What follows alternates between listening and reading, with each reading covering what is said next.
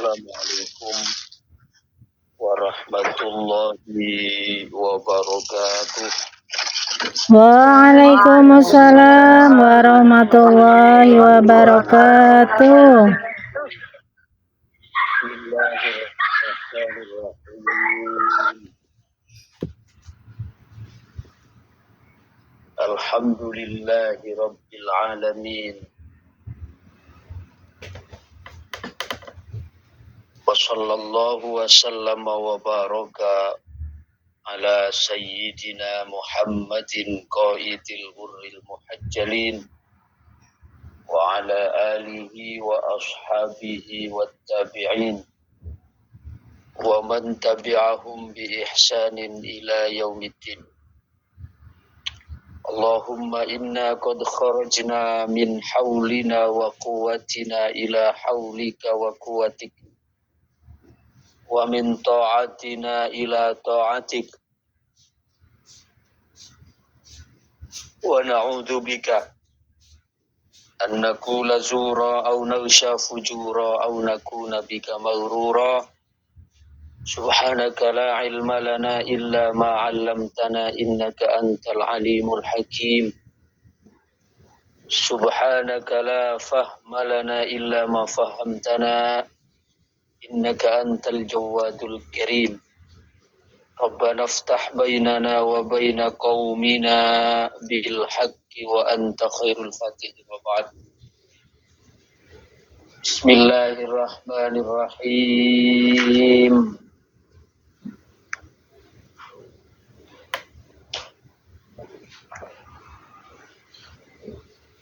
Pembahasan kita yang terakhir beberapa minggu yang lalu yaitu sampai pada hikam 33 di kitab saya, Al-Haqqu laisa bimahjubin wa innamal mahjubu anta 'anin nazari ilaih idh law hajabahu syai'un lasattarahu ma hajabah walau kana lahu satirun lakana liwujudihi hasirun wa kullu hasirin li syai'in fahuwa lahu qahirun wa huwal qahiru fawqa ibadih. Allah subhanahu wa ta'ala Al-Haq, kalau yang disebut Al-Haq di sini yang dimaksud adalah Allah. Al-Haq atau Allah itu tidak terhalang. Yang terhalang itu adalah kamu untuk melihat, untuk menyaksikan Dia. Karena seandainya Allah subhanahu wa ta'ala terhalang oleh sesuatu, maka berarti ada yang menghalangi Allah. Sedangkan kalau ada yang menghalangi Allah, berarti Allah dikuasai oleh sesuatu. Salah satu contoh misalnya saya ada di dalam ruangan. Di dalam ruangan, maka tentu orang yang ada di luar ruangan tidak dapat menyaksikan keberadaan saya yang ada di dalam ruangan. Maka keberadaan tembok yang menghalangi keberadaan saya di dalam ruangan itu ya berarti menunjukkan bahwa saya ini terbatas. Ya, saya ini terbatas. Artinya masih dapat dihalangi oleh sesuatu. Dalam konteks ini tembok. Walau kana lahu satirun lakana liwujudihi hasirun. Seandainya dia terhalang, maka berarti keberadaannya itu terkurung. Wa kullu hasirin, sedangkan semua yang terkurung itu berarti qahirun. Semua yang mengurung berarti yang mengurungnya itu adalah yang mengalahkan. Padahal wa huwal qahiru fawqa ibadih. Padahal Allah lah yang mengalahkan atau yang menguasai ya hamba-hambanya. Artinya Imam Ibnu Athaillah dalam Hikam 33 yang kita bahas sebelumnya menegaskan bahwa Allah Subhanahu wa taala tidak dibatasi, dihalangi oleh apapun dan siapapun. Karena kalau Allah dihalangi oleh apa dan siapa, maka berarti Allah itu yang terbatas. Allah itu berarti yang dikuasai. Sedangkan Allah adalah yang menguasai.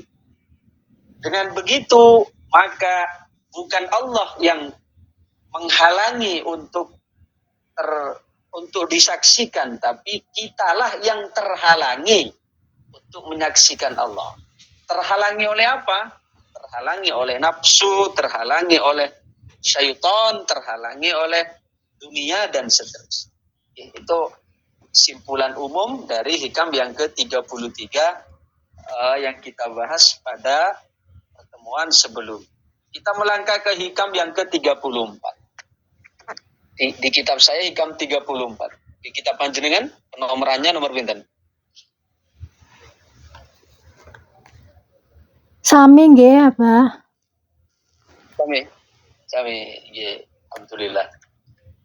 Bismillahirrahmanirrahim. Qala radhiyallahu an ukhruj min awsafi basyariyatika an kulli wasfin munakidin li'ubudiyatika litakuna linida'il haqqi mujiban wa min hadratihi qariban.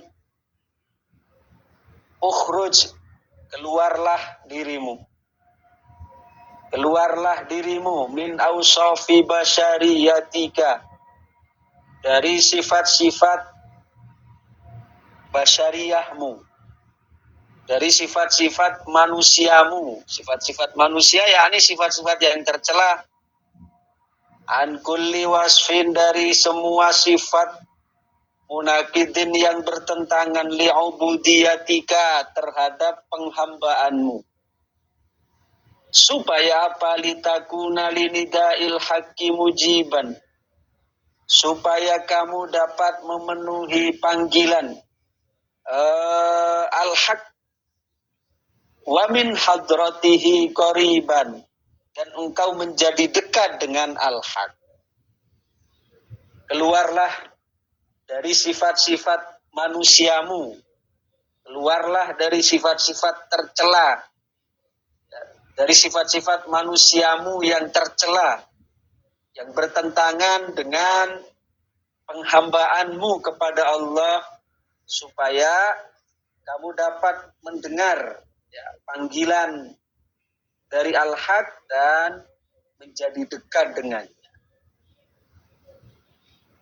Artinya kita sebagai manusia itu dibekali dengan sifat-sifat yang tercela, di mana sifat-sifat yang tercela itu yang bersarang di dalam hati kita itu oleh Allah Subhanahu wa taala dijadikan sebagai satu sisi sebagai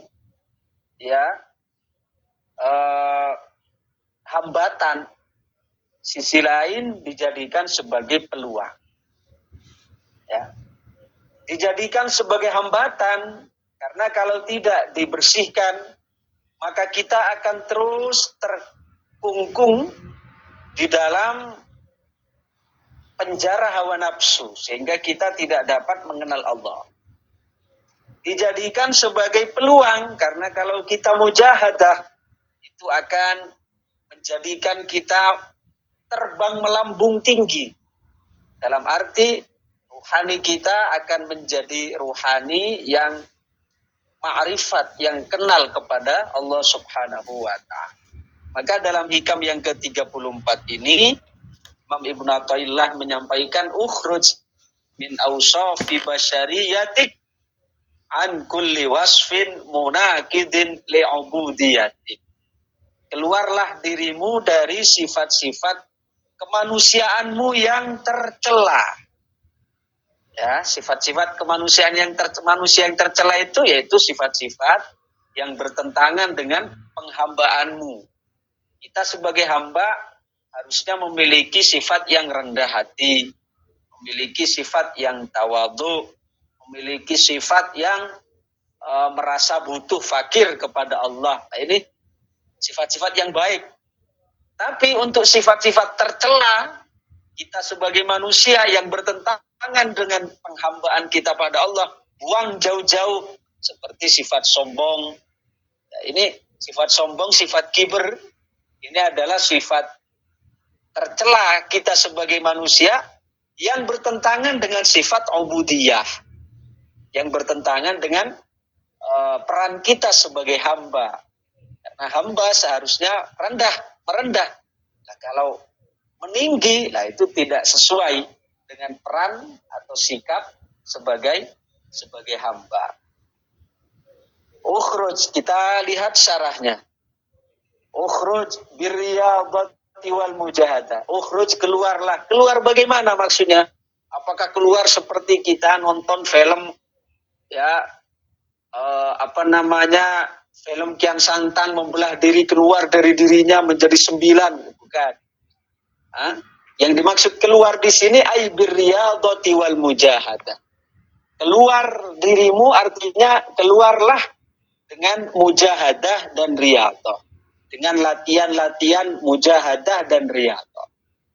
Ya, dengan latihan-latihan yang sebelumnya kita misalnya banyak makan, dikurangi makannya. Yang sebelumnya banyak tidur, dikurangi tidurnya. Yang sebelumnya banyak bicara, dikurangi bicaranya. Ini namanya kita keluar dari diri kita dengan riyadhah dan mujahadah. Min awsafi basyariyatika, dari sifat-sifat manusiamu. Sifat-sifat manusia yang bagaimana? Al-mazmumati, yang tercela. Sawa'un kanat tilkal awsafu dhahiratan wa hiya al-qaimatu bil jawari. Ya, baik sifat-sifat yang tercela itu yang nampak. Ya, nampaknya artinya nampak pada anggota tubuh. Seperti apa? Kaghibatin wa namimatin wa qatlin. Seperti halnya ghibah, gosip, namimah, ngadu domba, kotel, membunuh. Nah, ini kan sifat tercela yang nampak. Gosip kan nampak kan karena dilakukan oleh mulut. Namimah, adu domba juga nampak karena dilakukan oleh mulut. Kotel, membunuh juga tercela yang kelihatan oleh fisik karena dilakukan oleh tangan dan seterusnya. Ya, ini sifat-sifat tercela yang ada pada anggota tubuh. Au batinatan, atau sifat-sifat tercela yang ada di dalam batin. Ya. Wahia al-qaimatu bil qalbi. Yang batin ini adalah yang tidak nampak karena dilakukan oleh hati. Kibrin, seperti sombong. Sombong ini masuk sifat tercela yang ada di dalam hati. Wa ujbin dan ujub, wa riyain dan riya. Kalau ghibah, namimah, membunuh, ini sifat tercela yang ada pada tubuh. Ya.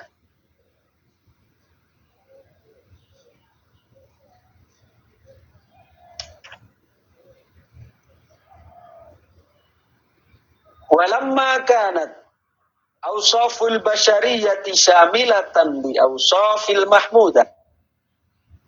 Oleh karena sifat-sifat manusia, ya, yang meliputi sifat-sifat yang terpuji, ya, kataati wal iman, seperti ketaatan, keimanan, wa hiya ghairu muradah abdala minha qaulahu an kulli wasfin munaqidin li'ubudiyatika litakuna linida'il haqqi mujiban. Karena sifat-sifat yang ada di dalam diri manusia itu bukan hanya sifat-sifat yang terpuji. Yang terpuji memang ada keimanan, ketakwaan, ya. Tapi di dalamnya juga ada sifat-sifat tercela. Maka beliau mengatakan an kulli wasfin munaqidin li'ubudiyatika litakuna linida'il haqqi mujiban. Jadi Sifat-sifat yang disuruh buang, disuruh keluarkan dari dalam hati kita, dari dalam jiwa kita adalah sifat-sifat yang bertentangan dengan peran kita sebagai hamba. Sebab selagi sifat-sifat yang tercela itu tidak dibuang, maka kita akan sulit untuk memenuhi panggilan dari al-haq. Ya, annaka idza kharajta an tilkal awsafil mazmumah. Karena jika engkau keluar dari sifat-sifat yang tercela itu, ittasafta bi mahasinis sifat, maka engkau akan bersifat dengan sifat-sifat yang baik. Jadi ketika sifat-sifat yang tercela itu dibuang, maka selanjutnya kita akan terisi oleh sifat-sifat yang mulia. Tawadhu'i wal khusyu', seperti halnya tawadhu, khusyu', wal hifdzi li hududi, menjaga batasan-batasan perintah larangan, wal khaufi min, takut kepada Allah, wal ikhlasi fi ubudiyati, dan ikhlas tulus dalam penghambaan kepadanya. Ya. Fahina idzin yunadika nidaan ma'nawiyan, maka setelah engkau tanggal artinya lepas. Makanya Imam Ibn Arabi mengatakan barang siapa yang tanggal maka dia akan tunggal. Barang siapa yang tanggal maka akan tunggal. Tanggal itu lepas.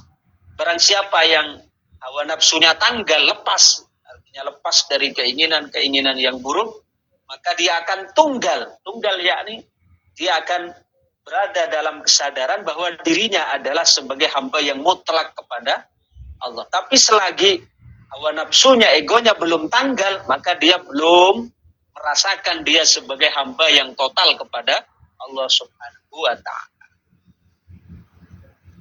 Fahina idzin, maka pada saat itu yunadikan nidaan ma'nawiyan, akan ada panggilan maknawi. Bismil abad, yaitu dengan panggilan hamba. Jadi panggilan Allah kepada kita akan kita rasakan, yaitu panggilan hamba secara total, itu hanya pada saat kita sudah betul-betul sudah tanggal, sudah terlepas dari sifat-sifat basyariyah al-mazmumah, dari sifat-sifat manusia, ya, yaitu sifat-sifat manusiawi kita yang tercela. Fayaqulu laka, maka ada panggilan kepadamu, ya abdi, wahai hambaku, fatujibuhu biqaulika labbaika ya Rabb, maka engkau juga menjawab dengan lisan halmu ketika sudah tanggal, ya, dari sifat-sifat tercela, maka engkau akan menjawab dengan rasamu, dengan lisan halmu, walaupun lisan mulut ini tidak mengatakan, maka akan menyambut panggilan itu, labbaika ya Rabb, wa takuna shadiqan fi ijabatik, sehingga dengan begitu engkau dicatat sebagai hamba yang jujur dalam memberikan jawaban. Kenapa? Lifaddis sifati minka allati tunafil ubudiyah wa taqtadir rububiyah. Karena engkau sudah hilang, ya, dari sifat-sifat tercela yang menegasikan, yang menafikan, yang meruntuhkan kehambaanmu kepada Allah. Jadi kalau di dalam hati sifat riyaknya, takaburnya, ujubnya sudah terbuang, nah baru berarti panggilan dia, ya, panggilan ketuhanan untuk, ya, deklarasi dia sebagai hamba, baru dia dikatakan menjawab dengan sempurna. Karena apa? Sikapnya sesuai dengan apa yang dia ucapkan. Baik.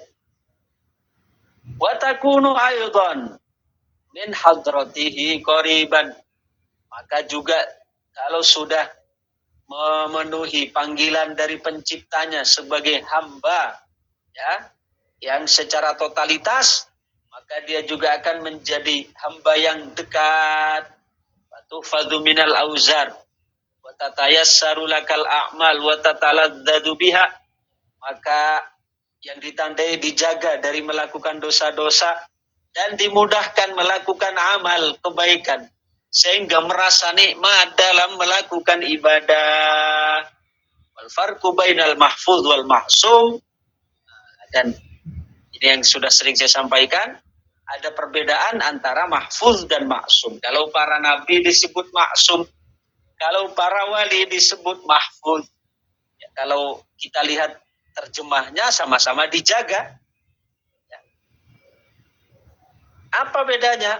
Annal maksum la yalimmu bidhammil battah. Kalau maksum, nabi itu disebut maksum, terjaga dari dosa, dia sama sekali tidak terbayang sedikit pun untuk melakukan dosa. Terbayang saja tidak pernah, apalagi melakukan. Itu namanya maksum. Sedangkan kalau mahfud, kalau para wali itu disebut mahfud. Mahfud artinya terjaga juga, tapi ya porsinya adalah qad tahsulu lahu zallat walakin la yakunu minhu israrun bal yatubu min. Kalau mahfud, seorang wali itu mahfud dijaga, ya, sangat mungkin atau terkadang dia terjatuh melakukan dosa, namun sama sekali tidak meremehkan, tidak merendahkan makna dosa, namun dia secepatnya kembali kepada Allah. Itu perbedaan antara maksum dengan mahfud. Kalau nabi, rasul disebut maksum, kalau para wali disebut mahfud. Kalau maksum itu yaitu sama sekali tidak ada terbayang, terbesit untuk melakukan dosa. Kalau mahfuz, ya terkadang terjatuh pada dosa, namun sama sekali tidak pernah meremehkan dari dosa itu, ya, melainkan secepatnya taubat kepada Allah Subhanahu wa Ta'ala. Wa'alam anna takhalli 'anir radha'il wat tahalli bil fadha'il huwa haqiqatus suluki indahum. Ketahuilah bahwasanya takhalli 'anir radha'il. Apa takhalli? Takhalli itu mengosongkan, ya, mengosongkan diri dari sifat-sifat tercela. Itu namanya takhalli. Ya. Dari kata khola, maka dalam bahasa Arab WC, kamar mandi, kamar kecil disebut baitul khola. Ya. Rumah yang kosong. Kosong dalam arti ya ini jauh dari keramaian, jauh. Namanya WC kan tempat untuk tersendiri, kita menyendirikan di situ. Maka takhalli yaitu tempat untuk mengosongkan hati. Ya, mengosongkan hati dari sifat-sifat tercela. Ini takhalli. Ketahuilah bahwasanya takhalli 'anir radha'il, mengosongkan diri dari sifat-sifat tercela. Wat tahalli bil fadha'il, dan berhias dengan sifat-sifat terpuji. Huwa haqiqatus suluki indahum. Ini adalah hakikat dari perjalanan ruhani dalam pandangan mereka, yakni orang-orang sufi. Jadi perjalanan ruhani itu ditandai dengan apa? Dimulai dari pertama mengosongkan diri dari sifat-sifat tercela. Jadi sifat-sifat tercelanya dibuang, ya, dibersihkan, dikosongkan. Kemudian setelah itu diganti, ya, kita berhias dengan sifat-sifat yang terpuji. Sebelumnya punya sombong, itu dibuang sifat sombongnya. Kemudian berhias tahalli dengan sifat yang terpuji, diganti dengan tawakal. Seperti itu namanya suluk, ya, perjalanan ruhani kepada Allah. Prinsipnya atas dasar ini. Jadi dikosongkan dari sifat-sifat tercela, lalu kemudian berhias dengan sifat-sifat yang terpuji. Wala yatimmu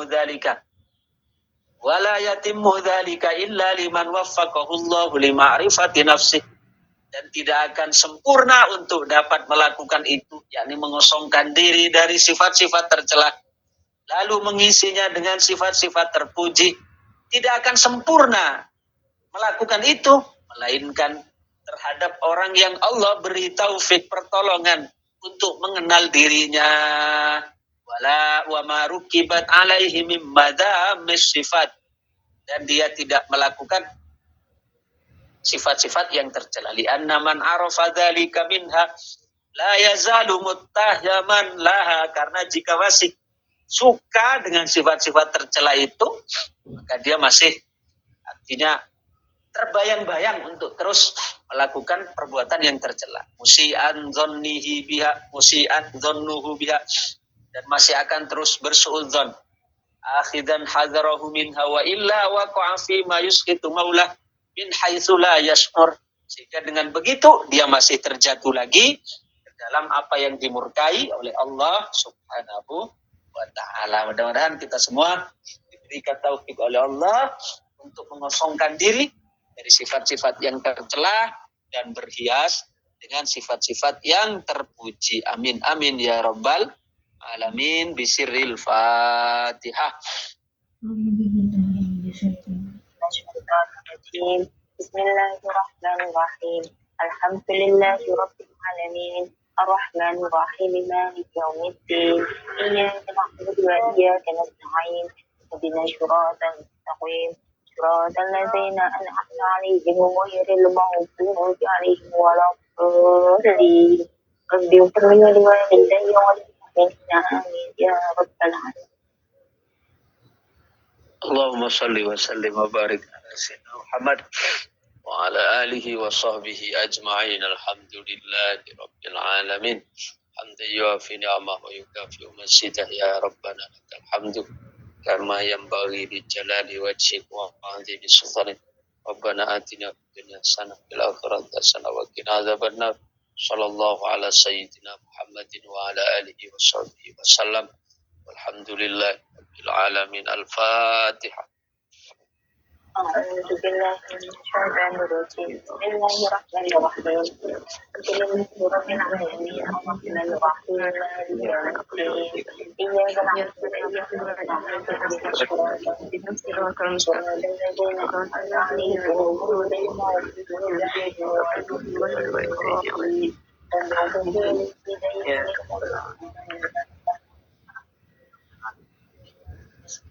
Oke, demikian. Terima kasih. Assalamualaikum warahmatullahi wabarakatuh. Waalaikumsalam warahmatullahi wabarakatuh.